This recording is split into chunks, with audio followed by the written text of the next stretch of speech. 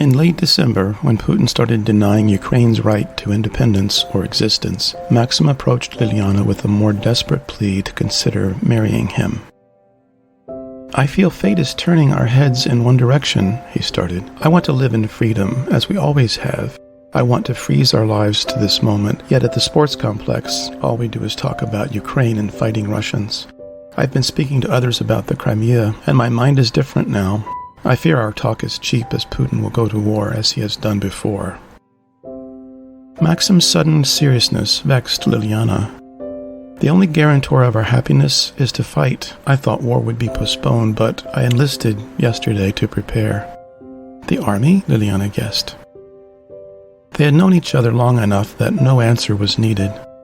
"We could marry tomorrow," he finally pitched.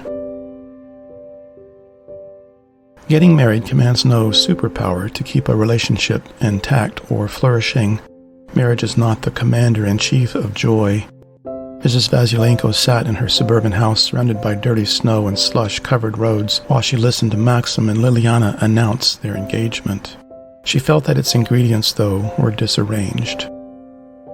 "What you want the most," she asked when she finally had the floor, "is this short-lived moment before Maxim goes into the army? I don't see it, but it is not up to me to understand." Liliana was dumbstruck, for she had believed her mother would immediately approve their plans.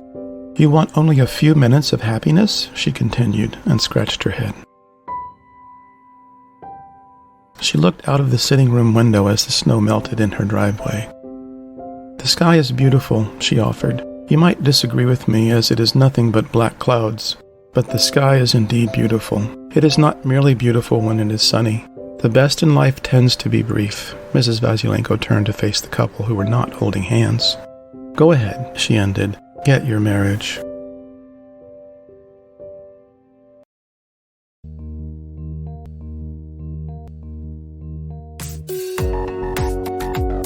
Peter knew the chances of landing a job outside the U.S. were slim. However, when he first returned to Ohio, he had made an inquiry at a mining firm that managed independent operators in Warsaw. When the firm offered him the chance to interview in early January, he jumped at the chance. As it turned out, the owner was represented by the suit he had sat next to on his exit from Istanbul.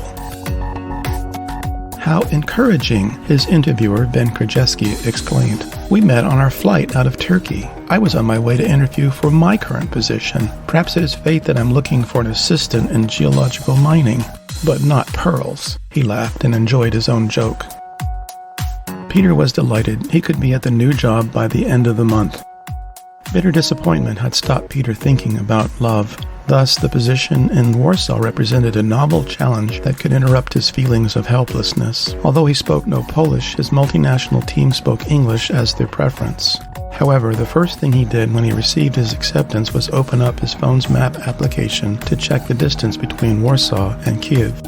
He closed his phone app and tried to forget the notion, much like one who whispers a prayer and instantly forgets it. Indeed, the odds that Liliana remained open to him were 1 in a million.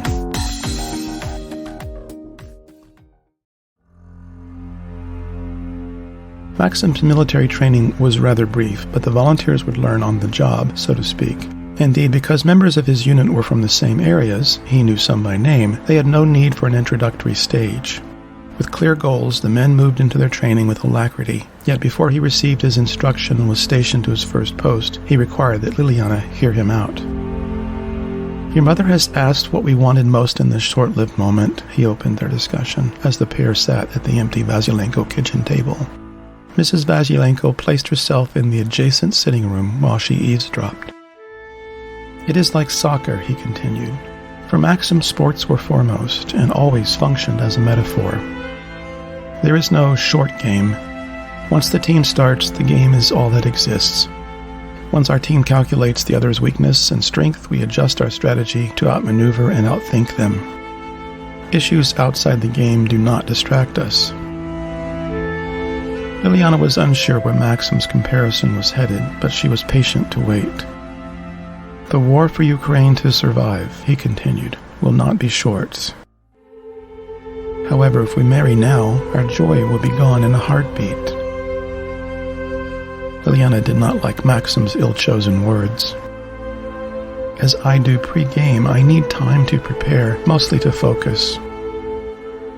Are you asking me to release you from your promise of marriage? Liliana correctly guessed. A sigh of relief came from Maxim's chest. Yes, he smiled. Maxim, Liliana softly spoke, you are our hero. I will do as you wish, no matter. Indeed, I foresee great things for your future. You know how to lead others, which I do not. She knew his ego needed the boost. Win this war. Stop the Russians.